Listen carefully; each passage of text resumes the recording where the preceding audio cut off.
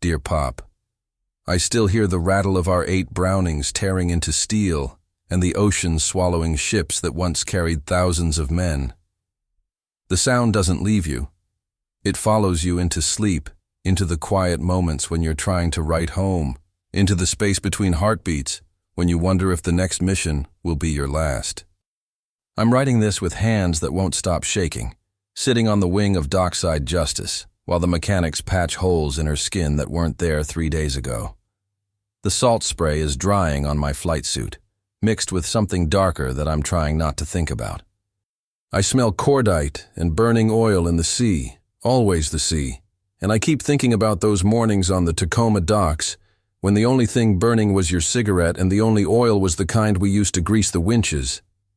I don't know if this letter will reach you before the news does, or if the news will reach you at all.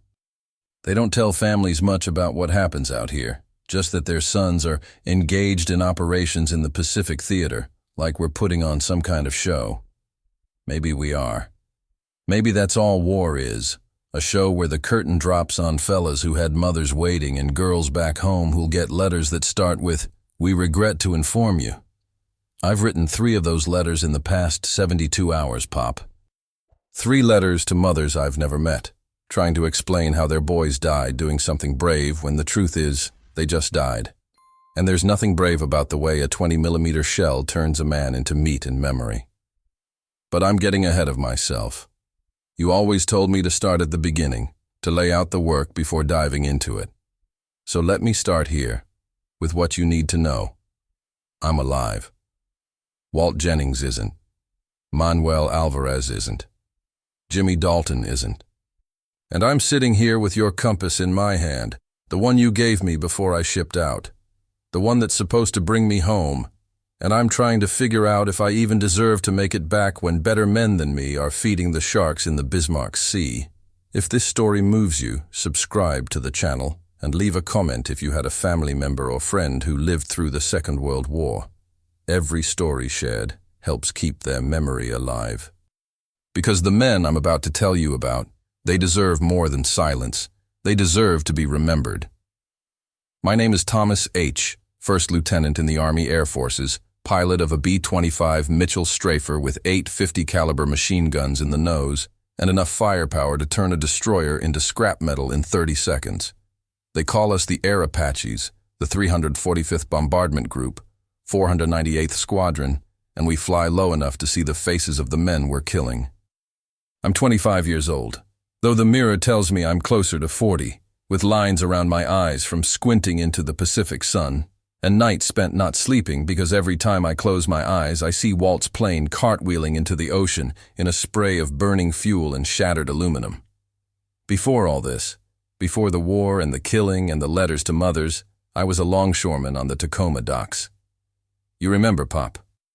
You were there beside me, teaching me how to splice rope and read the weather and carry weight that should have broken my back but didn't because you showed me how to distribute the load, how to keep moving even when my muscles screamed for rest. Those docks raised me as much as you did. The smell of them, salt water and diesel smoke and fish guts rotting in the sun, that was the smell of home. The sound of foghorns moaning across the bay at dawn, your boots on the wooden planks, the cranes swinging cargo off the ships while we worked below, our hands calloused and our backs bent, but our spirits somehow still intact because we had each other, and we had the work, and that was enough. I remember one morning in particular, must have been November of '39, or maybe early '40. The sun was just coming up, catching the cranes and the rigging in gold, turning the whole waterfront into something almost beautiful despite the grime and the grease and the endless labor. You'd brought that battered thermos full of coffee so bitter it could strip paint, and we sat on a pallet of lumber waiting for the next ship to come in, watching the lights spread across the bay. You didn't say much, you never did, but you handed me that compass and said, "So you always know your way home." I didn't understand then what you meant. I thought it was just a tool, just another piece of equipment like the hooks and ropes and chains we used every day. But now, sitting here 6,000 miles from Tacoma with that compass in my hand and blood on the glass, I understand. You were giving me an anchor, a way back. A reminder that no matter how far I drifted, there was a fixed point, a true north, a place where I belonged. I joined up the day after Pearl Harbor. You remember that too. I came home from the docks, still smelling like diesel and sweat, and told you I couldn't keep unloading ships while other fellas were flying out to stop them. You didn't try to talk me out of it. You just nodded, that slow nod of yours that meant you understood even if you didn't like it, and you said, "Do what you have to do." I thought you'd be proud. Maybe you are. Maybe pride looks different when your son trades honest work for killing, when the weight he carries isn't cargo, but the knowledge that he sent hundreds of men to the bottom of the sea and will probably send hundreds more before this war is done. They trained us at Mather Field in California, then shipped us to the Pacific, and by the time I got here I thought I knew what war was. I thought it was tactics and training, and the clean geometry of flight plans and target coordinates.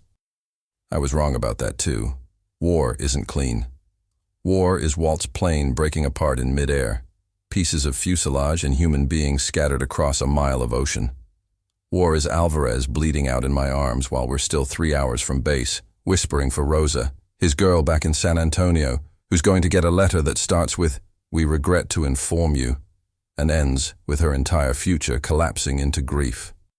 War is Jimmy Dalton, who could make us laugh even when we were exhausted and terrified and running on nothing but coffee and adrenaline, turned into silence and static when a shell hit the radio compartment and erased him like he'd never existed at all. But I'm still getting ahead of myself. Let me tell you about the men first, before I tell you how they died.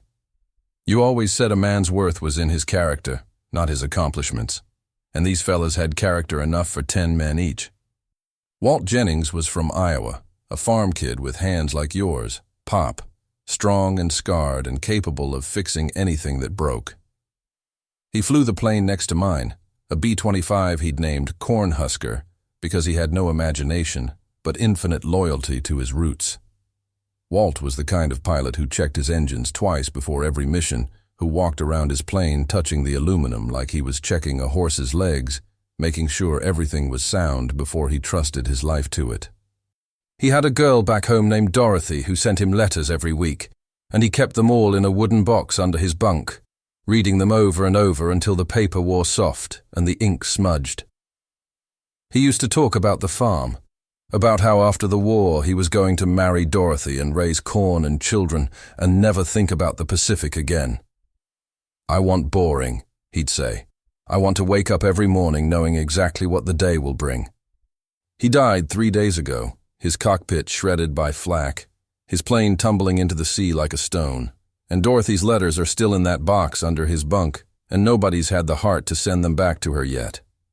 Manuel Alvarez was our bombardier, the man who sat in the nose of dockside justice with his hand on the bomb release, watching the ocean rush past at 200 miles an hour, while I kept us steady and level, and tried not to think about what would happen if I flinched at the wrong moment. Manuel was from San Antonio, Texas, the son of a mechanic and a schoolteacher, and he had a smile that could light up a room even when the room was a cramped aircraft interior that smelled like sweat and gun oil and fear. He talked about Rosa constantly, his girl, his future wife, the woman he was going to build a life with as soon as this war was over.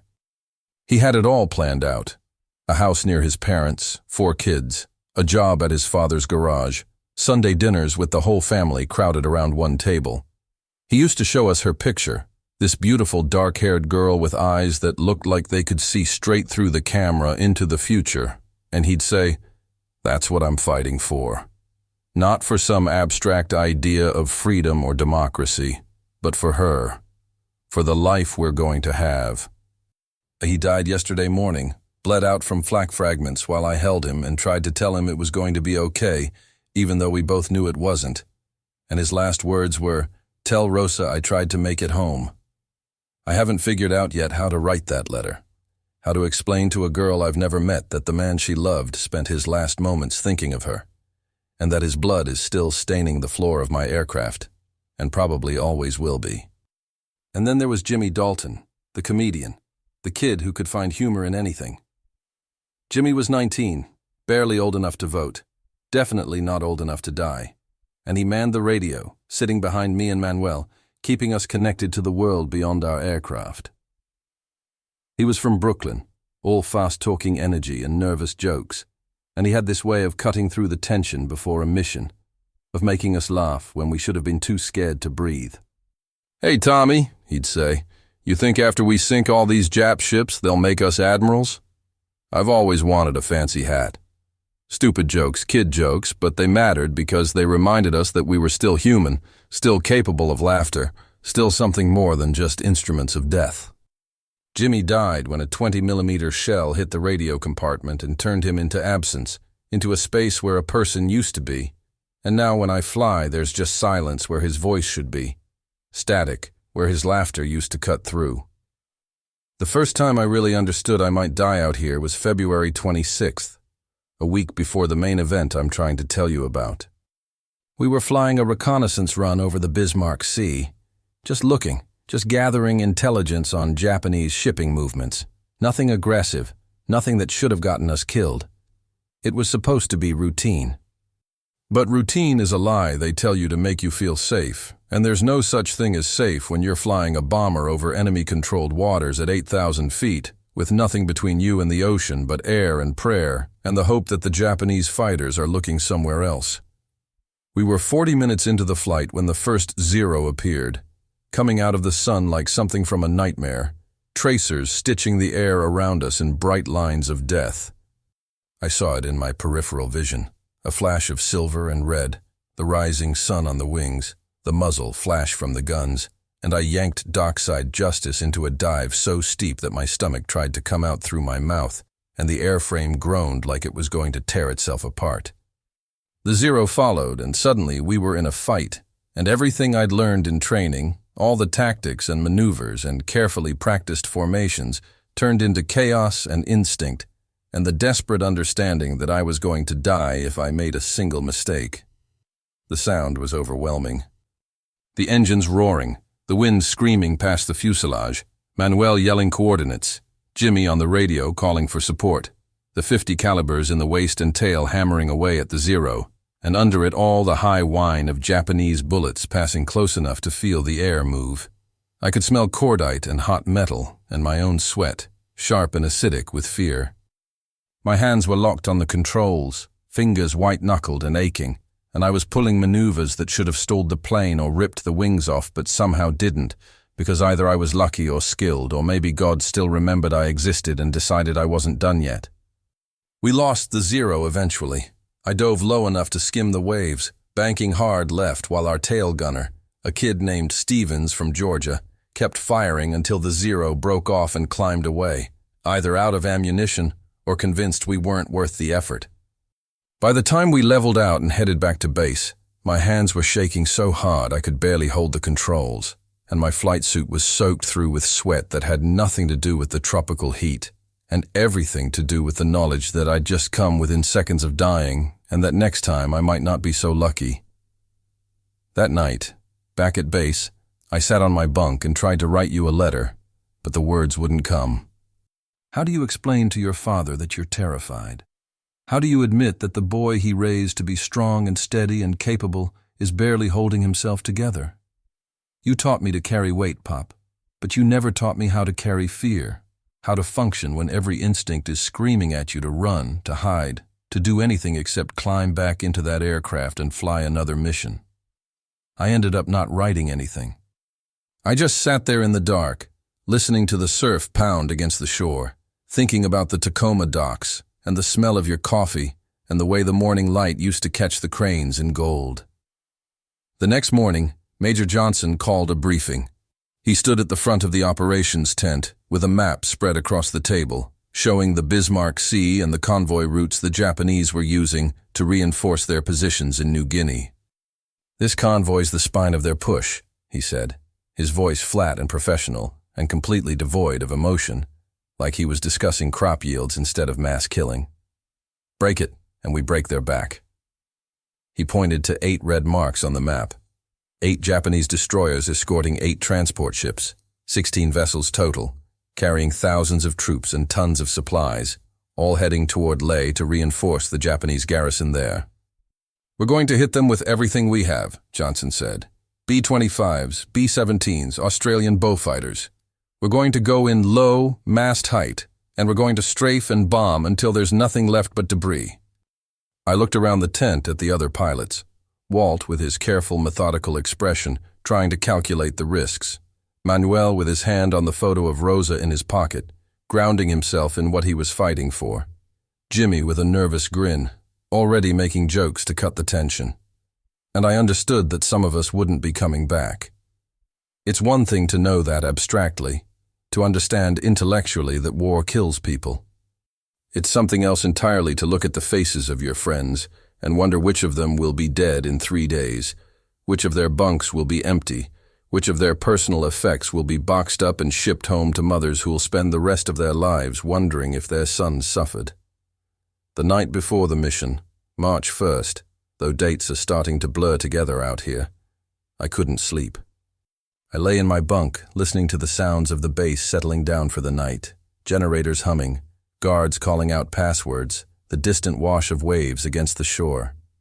Jimmy was snoring in the bunk across from me, that rattling, adenoidal snore that usually drove me crazy, but that night sounded oddly comforting, a reminder that we were still alive, still breathing, still capable of something as mundane as sleep.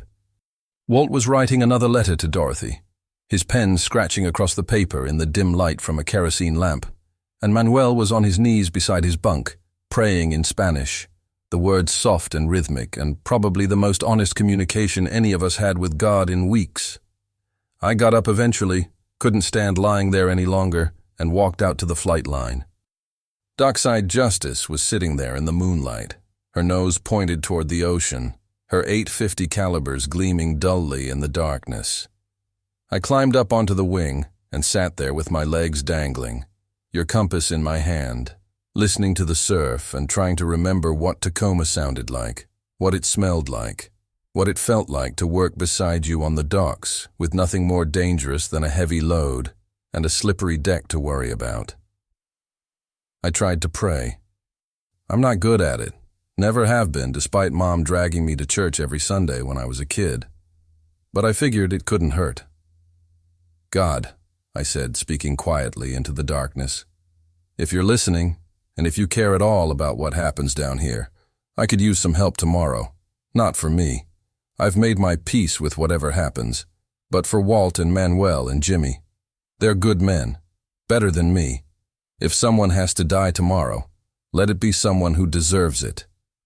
I waited for some kind of response, some sign that God was listening, but all I heard was the surf and the wind and, somewhere in the distance, a night bird calling.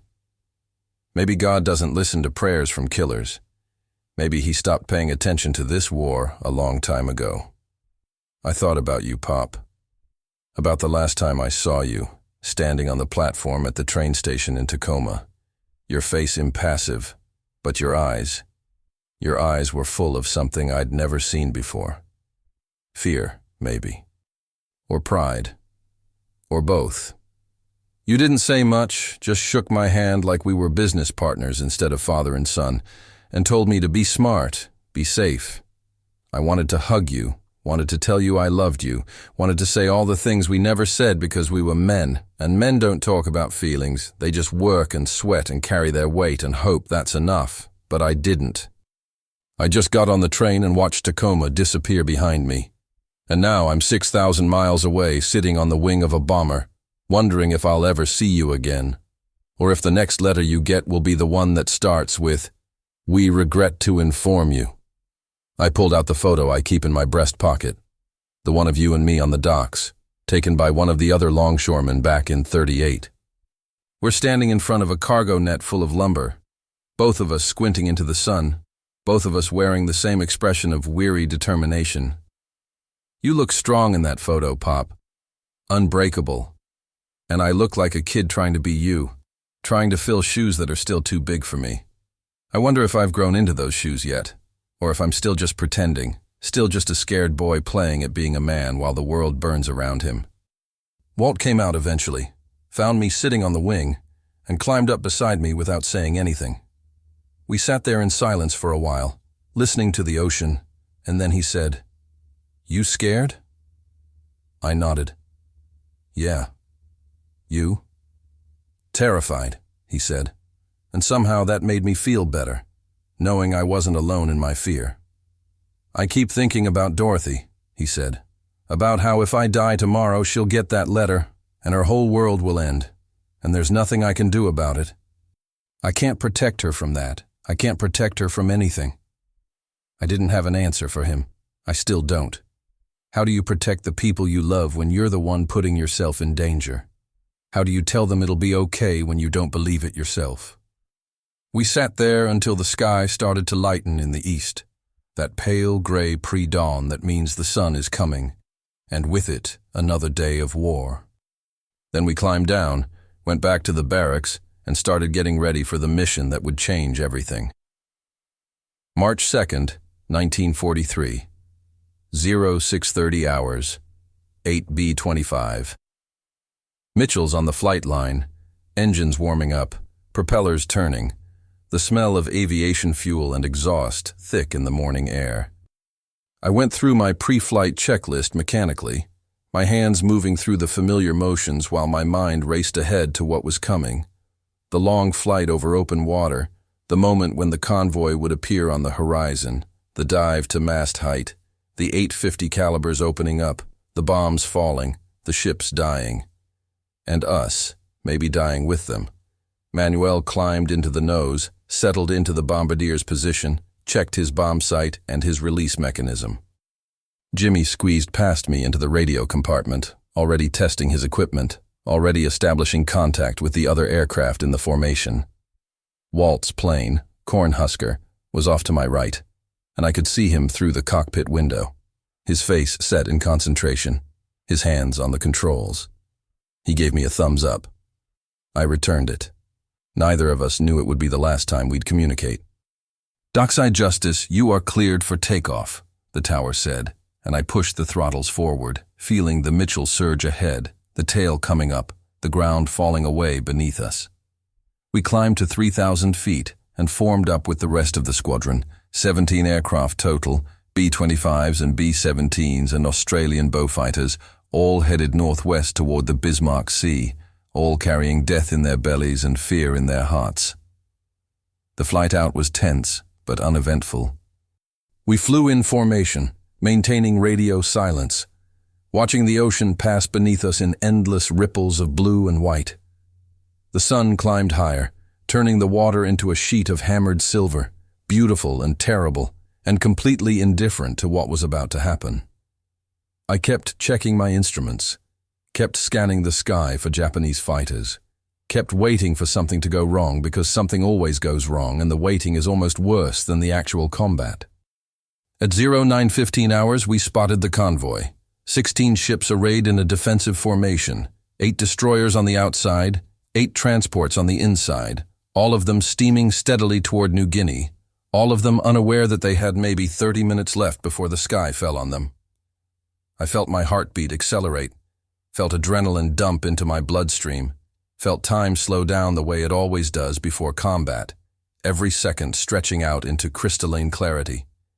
"All aircraft, this is Kingpin," Major Johnson's voice crackled over the radio. "We're going in. B-25's take the destroyers, B-17's take the transports. Get low, get close, make every shot count." I pushed the nose down, diving from 3,000 feet to mast height, so low I could see the faces of the Japanese sailors on the decks, so low the ocean spray was hitting our belly, so low that if I misjudged the pull-up by even a few feet, we'd auger straight into the water and be dead before we knew it. The destroyers opened up as we came in, anti-aircraft fire filling the sky with black puffs of flak and bright tracers, the sound like thunder and hail combined, a continuous roar that made thinking almost impossible. I lined up on the nearest destroyer, a sleek gray warship with the rising sun painted on her bow, and I could see men running on the deck, see gun crews scrambling to their stations, see faces turned up toward us in expressions of shock and fear and desperate hope that their guns would bring us down before we brought them death. "Steady," Manuel said from the nose, his voice calm despite everything, his hand on the bomb release. "Steady, steady." I held the plane level, fighting the turbulence from the flak bursts, fighting every instinct that screamed at me to climb, to turn, to do anything except fly straight into that wall of steel and fire. "Now!" Manuel shouted, and I squeezed the trigger, and the 850 calibers in the nose opened up with a sound like the world tearing in half. Tracers poured from our nose, a river of fire and lead, stitching across the destroyer's deck at 4,000 rounds per minute. I saw men diving for cover, saw gun mounts blown apart, saw metal peeling away from the superstructure like paper. The noise was deafening, our guns hammering, the engines roaring, flak bursting all around us, Manuel yelling, "Bombs away!" and the sudden lurch as 500 pounds of high explosive dropped from our belly. I pulled up hard, yanking the stick back into my lap, feeling the G-forces press me into my seat as we climbed away, and behind us the destroyer erupted in fire and smoke, the bomb hitting just aft of the bridge, the explosion tearing through the hull, the ship already listing as water poured into the gaping wound we'd opened. "Good hit, good hit," Jimmy was yelling from the radio compartment, his voice high with adrenaline and terror and something that might have been joy, except joy has no place in slaughter. I banked left, looking for another target, and that's when I saw Cornhusker, Walt's plane, coming in on its attack run. He was low, maybe 50 feet off the water, his 8 nose guns firing, his bomb about to drop, and then suddenly a flak burst hit him square in the cockpit, a direct hit that shredded the aluminum skin and the man inside, and Cornhusker cartwheeled, the right wing dipping, the nose going down, the whole aircraft tumbling end over end in a spray of burning fuel and shattered metal before hitting the ocean and disappearing in a geyser of white water and steam. "Walt!" I was screaming into the radio. "Walt, pull up, pull up!" But there was no response, just static, just the terrible silence of death. And Walt was gone. Dorothy was a widow before she'd even been a wife, and I was still alive, and I didn't know why or how, or if I deserved to be. "Tommy, we've got to go around again," Manuel said, his voice pulling me back, pulling me out of the shock and into the immediate necessity of survival. There were still ships out there, still targets to hit, still a mission to complete. I lined up on another destroyer, my hands shaking on the controls, my vision blurred with tears I didn't have time to wipe away. We went in again, guns blazing, bombs falling, the ocean churning with explosions and debris and oil slicks and bodies floating in the water like discarded dolls. The battle went on for hours, wave after wave of aircraft diving in, attacking, climbing away, circling back. The sky was full of smoke and fire and the smell of burning fuel and cordite and something else, something organic and terrible that I'm trying not to think about. Ships were dying all around us, capsizing, exploding, burning down to the waterline. The ocean was black with oil and red with fire and littered with debris, life rafts and bodies and pieces of ships that had been whole just minutes before. On our third pass, we took a hit. A flak shell detonated so close to my cockpit that the blast wave shook the entire aircraft, and suddenly there was a hole in the left wing the size of a dinner plate, fuel streaming out in a white mist, and shrapnel had punched through the fuselage right behind my head, missing me by inches, maybe less. The cockpit filled with smoke and the acrid smell of burning insulation, and for a moment I thought we were done, thought this was it. Thought I was going to join Walt in the ocean and you'd get that letter I've been dreading my entire time out here. But dockside justice held together. She kept flying despite the hole in her wing, despite the fuel leak, despite the damage I couldn't see but could feel in the way the controls were sluggish and heavy. Manuel was still calling out targets, Jimmy was still on the radio, and I was still alive, still flying, still killing because that's what we do out here. That's what they've trained us for. That's what the war demands. It was on our fourth pass that we hit the transport ship. A big one, maybe 6,000 tons, riding low in the water with troops packed into her holds, soldiers who had families and hopes and futures that were about to be erased. I came in from the port side, guns blazing, walking the traces across the deck and up the superstructure, seeing men fall, seeing metal spark and tear. Manuel released the bomb at point-blank range, We were so close I could see the rivets on the hull, and the explosion tore through the engine room, the ship shuddering, smoke and flame billowing up, the stern already settling as the ocean poured into the wound we'd made. I climbed away, banking right to avoid a destroyer's flak, and I looked back at the transport ship. It was going down fast, listing heavily to starboard, men jumping from the deck into the burning oil slick that surrounded it. And I thought about those men, those Japanese soldiers who were somebody's sons, somebody's brothers, somebody's fathers. They didn't start this war. They didn't attack Pearl Harbor. They were just doing what they'd been told to do, same as me. And now they were dying in fire and oil and drowning in the Pacific because I'd put a bomb through their hull. That was my first kill, my first ship. Maybe 1,000 men on board, maybe more, all of them dying because I held the aircraft steady and Manuel pushed a button and the bomb did what bombs do. I felt sick. I still feel sick. Not regret exactly. They would have killed us if given the chance, would have invaded Australia, would have pushed further into the Pacific, would have made this war last even longer with even more death. But something like regret, something like grief for all the futures that just got erased, all the families that would get letters starting with, "We regret to inform you." "Tommy, we need to head back," Manuel said. "We're low on fuel and we've got damage." He was right. The fuel leak was getting worse, the gauge dropping toward empty, and I could feel dockside Justice struggling, the controls getting heavier, something in the airframe bent or broken or barely holding together. I called into Johnson, reported our status, got clearance to break off and head for base. That's when Manuel got hit. We were maybe 5 miles from the convoy, climbing to cruising altitude, when a lone Zero came out of nowhere. Probably returning from a patrol, probably as shocked to see us as we were to see him.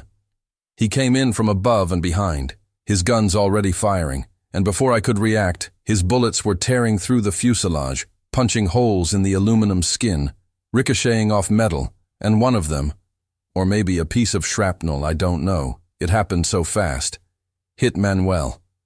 I heard him scream.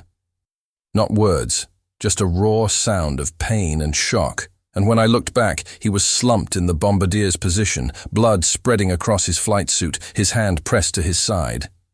"Manuel!" I yelled. "How bad is it?" But he didn't answer, couldn't answer, was just trying to breathe through the pain. Jimmy scrambled forward, crawling from the radio compartment into the nose, and I heard him say, "Oh God, oh Jesus, Tommy, he's hit bad. He's bleeding everywhere." And I was trapped in the pilot's seat, couldn't leave the controls because someone had to fly the plane, couldn't help my friend who was dying 3 feet away from me. The Zero made another pass, and our waist gunner, Stevens, the kid from Georgia, opened up with his .50 caliber, tracers arcing across the sky. And either he hit the Zero, or the Zero pilot decided we weren't worth the ammunition because the Japanese fighter broke off and disappeared back toward the convoy. But the damage was done. Manuel was dying, and we were still 3 hours from base. 3 hours of watching him bleed out because there was nothing we could do, no way to stop the bleeding, no medical equipment beyond a first aid kit that was useless against wounds like his. Jimmy held him, and talked to him, and tried to keep him conscious, tried to keep him from slipping away. I flew as fast as I dared, pushing dockside Justice to her limits, ignoring the fuel gauge that was showing nearly empty, ignoring the oil pressure that was dropping, ignoring everything except the need to get home, to get Manuel to a doctor, to save him, because I'd already lost Walt, and I couldn't lose Manuel too. But it wasn't enough. 45 minutes from base, his breathing changed, became shallow and rapid, and Jimmy said, "Tommy, I think..." And then Manuel whispered, "Tell Rosa I tried to make it home." And then he was gone, just gone, the light in his eyes fading like someone turning down a lamp, and Jimmy was crying, and I was crying, and Manuel was dead in the nose of my aircraft with his blood soaking into the floor and his last thoughts of a girl in San Antonio who would never see him again. I landed on fumes. The engines coughed and sputtered as we touched down, and by the time I taxied to our revetment, they'd quit entirely, the propellers windmilling to a stop. I sat there in the cockpit, hands still on the controls, unable to move, unable to process what had just happened. The ground crew came running, opened the hatch, and one of them said, "Sir, are you—" And then he saw Manuel's body, and his face went white, and he backed away. They pulled Manuel out gently, laid him on a stretcher, covered him with a blanket.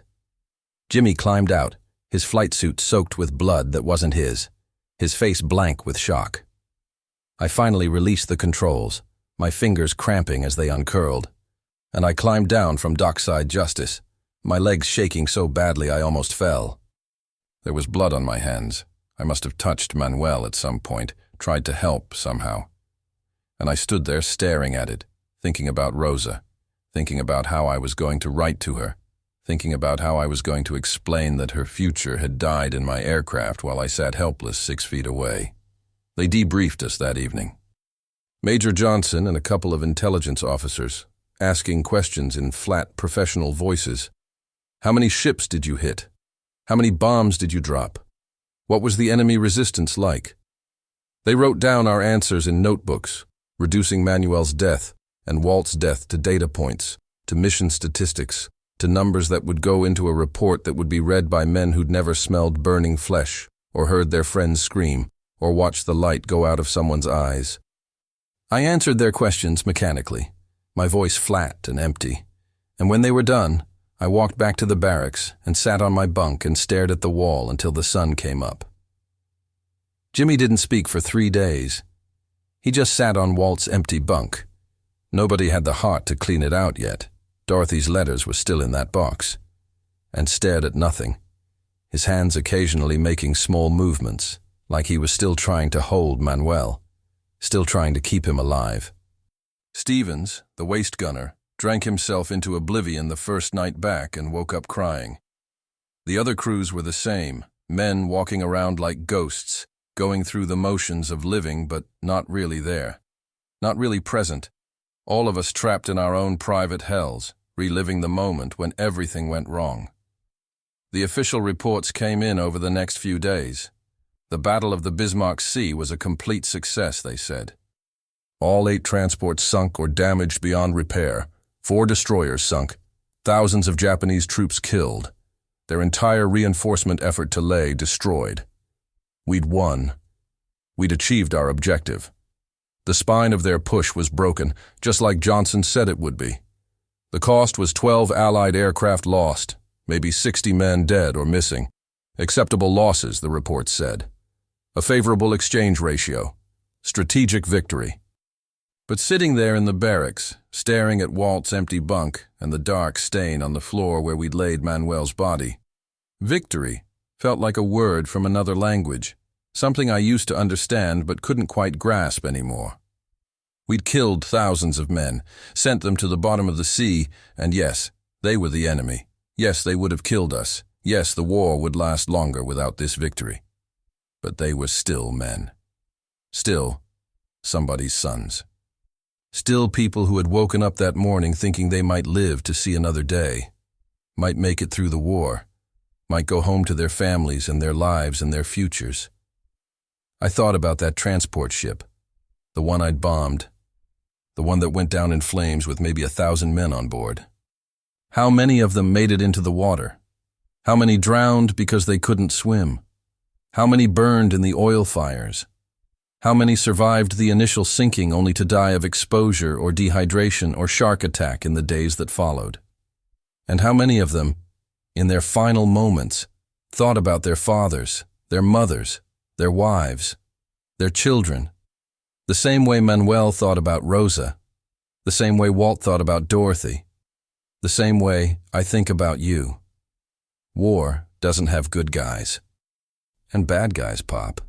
Not really. It just has guys, scared, exhausted, brutalized guys trying to survive, trying to do what they're told, trying to hold on to some shred of their humanity, while everything around them conspires to strip it away. The Japanese soldiers on those ships weren't monsters. They were just men, same as me, caught up in something bigger than themselves, something they couldn't control, something that was going to kill them or change them or break them or all three. I started writing the letters that night, 3 of them. One to Dorothy, one to Rosa, one to Jimmy's mother in Brooklyn, because 3 days after the battle, Jimmy finally spoke, and what he said was, "I can't do this anymore." And then he walked out to the flight line and put his pistol under his chin and pulled the trigger before anyone could stop him. The comedian, the kid who could make us laugh even when we were terrified, couldn't find anything funny about watching Manuel die, couldn't carry the weight of it, couldn't live with the memory. So I wrote 3 letters. Your son died bravely in service of his country. Your fiancé's last thoughts were of you. He was a good man, a good friend, and he will be deeply missed. All the standard phrases, all the empty platitudes that are supposed to make death meaningful, supposed to give it purpose, supposed to convince grieving families that their loved one's sacrifice mattered. But how do you make death meaningful when it's so random, so arbitrary, so completely divorced from any concept of justice or fairness or reason? Walt died because a flak shell happened to hit his cockpit instead of missing by 3 feet. Manuel died because a Zero pilot happened to come back from patrol at exactly the wrong moment and happened to get lucky with his aim. Jimmy died because his mind broke under the weight of horror and he couldn't carry it anymore. Where's the meaning in that? Where's the purpose? I finished the letters, sealed them, gave them to the chaplain to send. Then I went back to my bunk and pulled out your compass, the one that's supposed to bring me home, the one that still has Manuel's blood dried on the glass because I can't bring myself to clean it off. I sat there turning it over in my hands, watching the needle swing toward north, toward home, toward Tacoma and the docks, and a life that feels like it happened to someone else in some other lifetime. It's been 2 days since the battle, Pop. 2 days since Walt and Manuel died. 2 days since Jimmy put a bullet in his brain. 2 days since I became the kind of person who kills 1,000 men and then sits down to dinner like nothing happened. The sun still rises. The surf still pounds against the shore. The war still grinds on, mission after mission, death after death, an endless procession of violence that shows no sign of stopping. And I'm still here, still alive, still breathing, still trying to figure out if that's a blessing or a curse. I keep thinking about something you said to me once back on the docks. We were loading lumber onto a cargo ship, heavy planks that took 2 men to carry, and I was young and stupid and trying to show off, trying to prove I was as strong as the older longshoremen. I grabbed a plank that was too heavy for me, lost my grip, and nearly dropped it on my foot. You stopped me, took the plank, set it down carefully, and then you looked at me with those steady eyes of yours and said, "Strength isn't about how much weight you can lift. It's about knowing your limits and working within them. The strongest man is the one who can carry his load without breaking, not the one who tries to carry too much and destroys himself in the process." I thought I understood what you meant. I thought it was about physical strength, about labor, about the practical realities of dock work. But sitting here now, with the weight of 3 men's deaths pressing down on me, I understand what you were really trying to teach me. You were talking about the weight we carry inside, the invisible loads that accumulate over time, grief, guilt, fear, responsibility. You were trying to tell me that every man has a breaking point, and that wisdom lies in recognizing that point before you reach it, in knowing when to ask for help, when to put the load down, when to admit that you can't carry everything alone. But what happens when the war won't let you put the load down? What happens when every day adds more weight, more dead friends, more destroyed ships, more faces of men you've killed haunting your sleep, and you can't stop, can't rest, can't even slow down because the mission demands you keep flying, keep fighting, keep killing until either you die or the war ends? I'm carrying Walt and Manuel and Jimmy, Pop. I'm carrying every man on that transport ship, every face I saw looking up at me in those final seconds before the bomb hit. I'm carrying the weight of survival, the unbearable knowledge that I lived when better men died, and I don't know how much longer I can hold it all before something breaks inside me the way it broke inside Jimmy.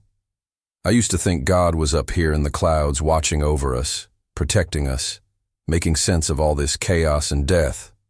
But now I just see smoke. I see the black puffs of flak and the gray haze of burning oil, and the white contrails of aircraft that might or might not make it home. If God is up here, he's keeping quiet about it. If he has a plan, he's not sharing it with us. Maybe he's as overwhelmed as we are, as helpless in the face of this war as any of us, watching his children kill each other and wondering where he went wrong. The other pilots don't talk about this stuff. We sit in the mess hall and we talk about the missions, about the tactics, about the confirmed kills and the near misses and the technical problems with the aircraft. We talk about everything except what it feels like, what it costs, what it's doing to us from the inside out. Maybe they're better at compartmentalizing than I am. Maybe they found some way to separate the killing from the living, to be one person in the cockpit and another person on the ground. Or maybe they're just better at pretending, at maintaining the illusion that we're still human, still decent, still the same men we were before the war taught us how to turn ships into coffins and men into statistics.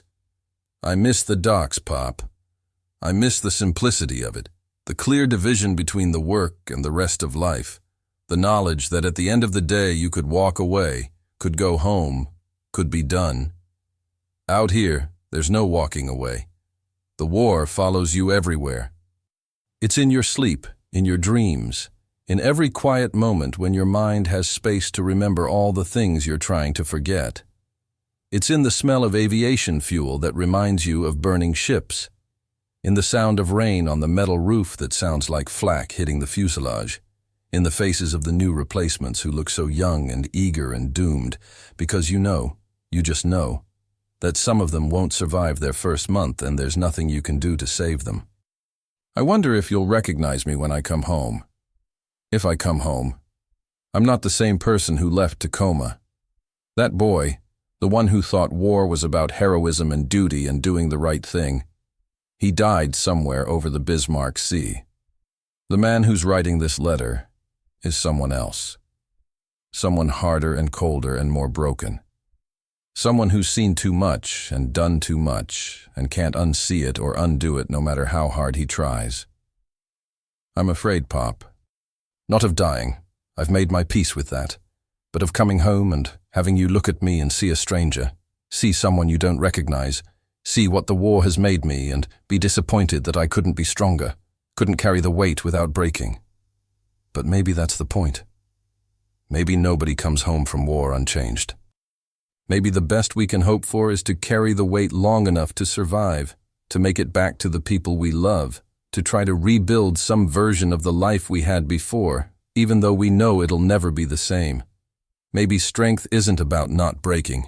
Maybe it's about breaking and finding a way to keep going anyway, about acknowledging the damage and the cost and choosing to live despite it. The morning after I finished writing those letters to Dorothy and Rosa and Jimmy's mother, Major Johnson called me into his tent. I thought maybe I was being grounded. Maybe someone had noticed I was barely holding myself together. Maybe they decided I was no longer fit for flight duty. Part of me hoped that was true. Part of me wanted to be done, to be released from the obligation to keep flying, to keep killing, to keep losing friends and pieces of myself with every mission. But that's not why he called me in.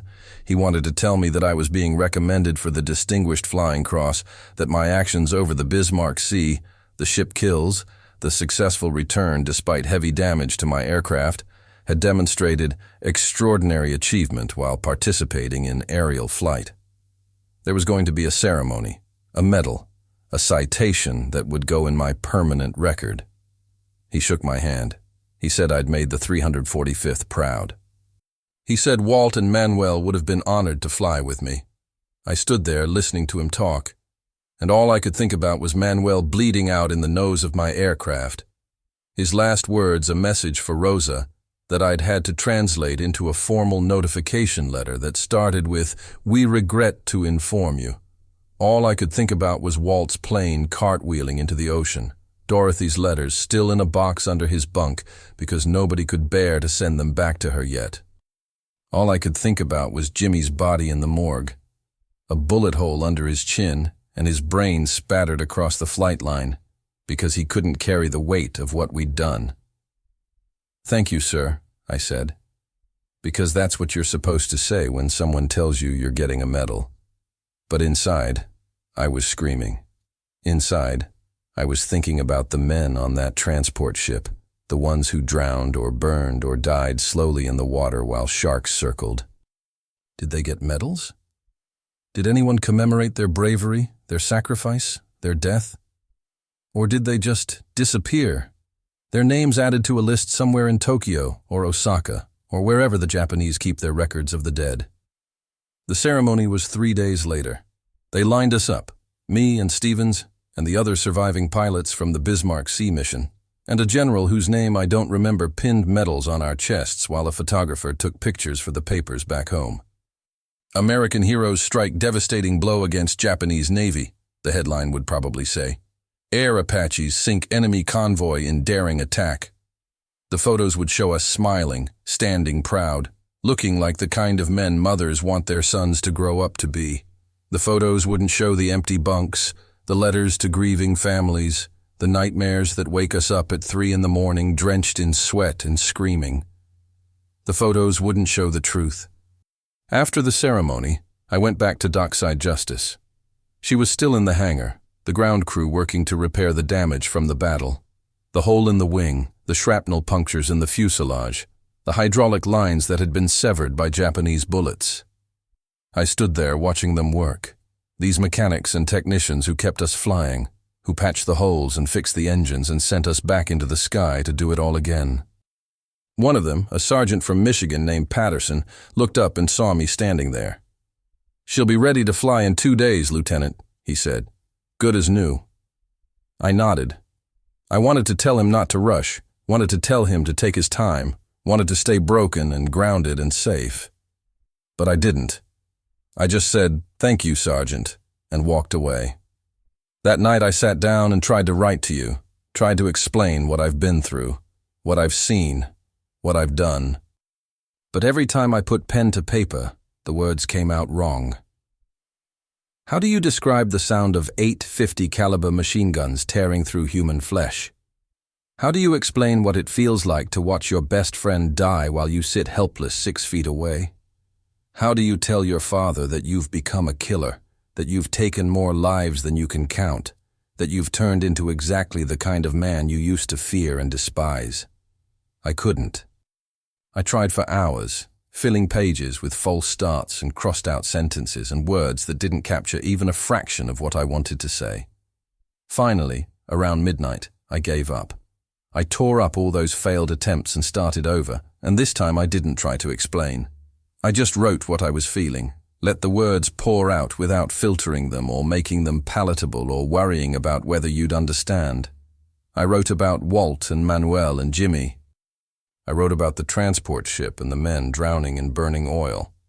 I wrote about your compass with Manuel's blood on it and how I can't clean it off because it feels like erasing him, like pretending he never existed. I wrote about being scared and guilty and so tired I can barely stand. I wrote about wanting to come home and being afraid that home won't exist anymore, that I've been gone too long and changed too much, and the docks and the foghorns and the smell of your coffee are just memories now, things that belong to someone else in some other life. This is that letter, Pop. This is me trying to tell you the truth, trying to give you something real instead of the sanitized version they'd want me to send. The one that talks about duty and honor and sacrifice without mentioning the cost. I don't know if you'll understand. I don't know if anyone who hasn't been here can understand. But I need you to know that I'm still your son. Still the boy you raised on the docks. Still trying to carry my weight, even though it's crushing me. I need you to know that I think about you every day, that your compass is the only thing keeping me tethered to who I used to be. That the thought of seeing you again is the only thing that makes any of this bearable. We're flying another mission tomorrow. Another convoy, another target, another chance to die or kill or both. I don't know if I'll make it back. The odds catch up with everyone eventually, and I've been lucky longer than most. If this is the last letter you get from me, if the next communication from the Army starts with, "We regret to inform you," I want you to know that I tried. I tried to be the man you raised me to be, tried to carry my weight without breaking, tried to do my duty, even when my duty was killing men who were just trying to do theirs. I tried to honor what you taught me about strength and endurance and working through the pain. I don't know if I succeeded. I don't know if any of us can succeed at something like this. But I tried. Keep the compass, Pop. Whether I come home or not, keep it. Look at it, and remember the boy who worked beside you on the docks. The one who loved you even though he never said it.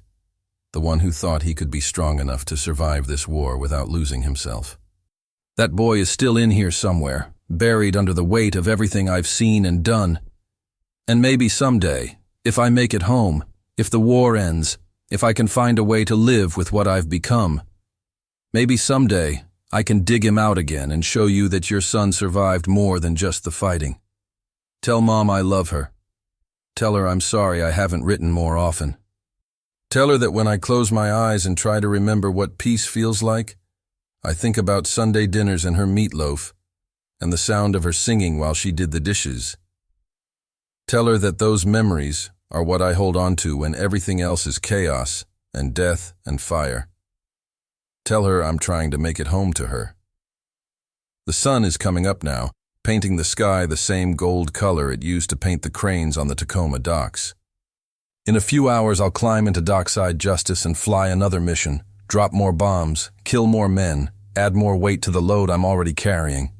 And tonight, if I survive, I'll come back to this barracks and try to sleep and fail. And tomorrow, I'll do it all again. And the day after that, and the day after that, until either I die, or the war ends, or I break so completely there's nothing left to repair. But right now, in this moment, watching the sun rise and thinking about you and Mom and home and everything I'm fighting to get back to, I'm still your son.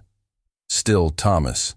Still the boy who used to stand beside you on the docks and feel like nothing in the world could hurt him, because his father was there, and his father was strong, and his father would teach him everything he needed to know about being a man. I hope you're proud of me, Pop. I hope when you look at that compass, when you think about me out here in the Pacific doing things I can barely stand to remember, you can find something in all this horror to be proud of. I hope you understand that I'm not a hero. I'm just a scared kid trying to survive, trying to honor what you taught me, trying to carry my weight without breaking even though the weight keeps getting heavier and I'm running out of strength to hold it. If I don't make it home, tell Tommy, my little brother, the one who's probably grown a foot since I left and who I'll probably not recognize when I see him again. Tell him that the sky was beautiful that night before the battle, that the stars were so bright they looked close enough to touch, and that I thought about him and hoped he'd never have to see what I've seen or do what I've done. Tell him to stay on the docks. Tell him the war isn't worth it. Tell him that some weights are too heavy for any man to carry, no matter how strong his father taught him to be. Your son always, Thomas 1st Lieutenant Thomas H., U.S. Army Air Forces, somewhere in the Pacific, March 4th, 1943. The compass is still ticking, still pointing north, still trying to bring me home. Manuel's blood is still on the glass. I carry it with me on every mission now, a reminder of what we've lost and what we're still fighting for. Maybe someday I'll be able to clean it. Maybe someday I'll be able to look at it without seeing his face, without hearing his last words. But not yet. Not while the war is still killing us, still taking the best of us and leaving the broken ones behind to wonder why we survived and they didn't. Thomas survived the Battle of the Bismarck Sea and flew 47 more missions over the Pacific before the war ended. He carried that compass, his father's compass, Manuel's blood still visible on its face, until his dying day, keeping it in his breast pocket where it rested against his heart. He never spoke of the Bismarck Sea again, not to his wife, not to his children, not even to the other veterans he'd meet at VFW halls decades later when they'd drink together and remember friends who never came home. The weight of that day, of Walt's laughter cut short when flak tore through his cockpit, of Manuel's final whispered message to Rosa, of Jimmy's choice to end his pain on a flight line at dawn, stayed with Thomas until his last breath. He lived to be 73 years old, worked as a harbor pilot in Tacoma after the war, guided ships through the same waters he'd worked as a longshoreman with his father. But the sea never stopped whispering to him about the ships he'd sunk, the men he'd drowned, the lives he'd ended in the name of duty. Henry kept the letter. Kept it folded in his work shirt pocket for years, the paper growing soft and stained with sweat and oil and the salt spray from the docks where he continued to work, where he'd stand sometimes at dawn and watch the sunrise and think about his son flying into hell and back again and again, carrying weight that no father would ever want his child to bear. When Thomas finally came home in September 1945, thin and haunted, and 20 years older than his 27 years, Henry hugged him for the first time since he was a child and said nothing, because there was nothing to say, no words that could bridge the gap between the war and home, between the boy who left and the broken man who returned. The compass was placed in Thomas's hands at his funeral in 1996. His children had found it among his things, along with the letter to his father, along with photographs of men they'd never heard him mention, Walt and Manuel and Jimmy, young and smiling and alive in frozen moments before the Bismarck Sea swallowed them. Thomas's fingers were arranged around the compass by the funeral director, and his eldest son, also named Thomas, also called Tommy, noticed the dark stain on the glass and wondered what it was but didn't ask because some questions are too heavy to voice and some answers are too heavy to hear. One man's stand against impossible odds sounds like legend when you read it in history books that call the Battle of the Bismarck Sea a decisive Allied victory and cite statistics about ships sunk and supplies destroyed. But to Thomas, it was never victory. It was survival purchased with the blood of brothers. It was watching your best friend die in your arms while you flew him home. It was knowing that every ship you sank was full of men who had fathers and mothers and lovers who'd grieved them the same way Dorothy grieved Walt and Rosa grieved Manuel. It was the weight of living when better men didn't, the unbearable knowledge that chance and luck and random circumstance determined who went home and who stayed forever in the Pacific, bones scattered across the ocean floor. The 8-gun nose of the B-25 Mitchell changed the war in the Pacific.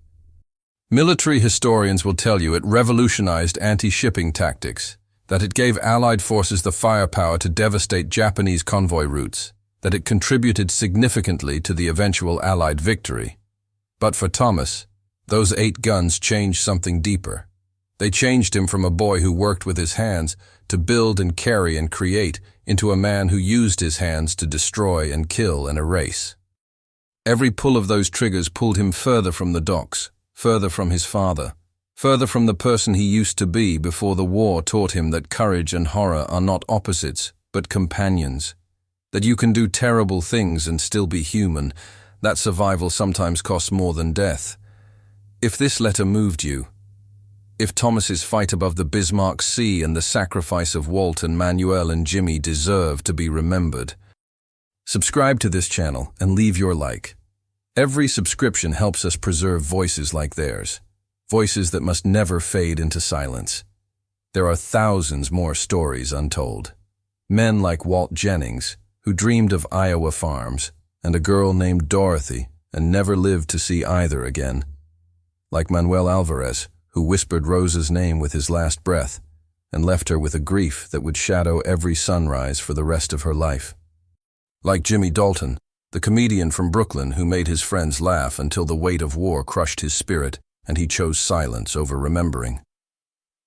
Your support keeps their memory alive. Your subscription ensures that the next generation knows the cost of the freedom they inherited, that they understand wars are not won by faceless soldiers in history books, but by sons and brothers and fathers who bled and died and carried impossible weight until they broke. Subscribe. Leave your like. Share this story. And if you had a veteran in your family, a grandfather, uncle, or neighbor who served in the Pacific, write their name in the comments. Let's honor them together. These men flew into hell armed with nothing but courage and duty, and the desperate hope that their sacrifice would mean something, that their deaths would purchase peace for the generations to come. We owe them more than silence. We owe them memory. We owe them the truth, not the sanitized version that talks about glory and honor, but never mentions the cost, but the real truth, that war breaks everyone it touches, that there are no winners, only survivors, that every victory is purchased with blood and grief, and the shattered souls of men who gave everything and got nothing back but nightmares and guilt and the unbearable knowledge that they lived when better men died. Thomas Howard Kelly, Walter Jennings, Manuel Alvarez, James Dalton. Their names deserve to be spoken. Their stories deserve to be heard. Their sacrifice deserves to be honored, not with platitudes and flag-waving, but with understanding, with empathy, with the recognition that they were human beings who suffered and died so that we might live in peace. Their voices, our mission, over and out.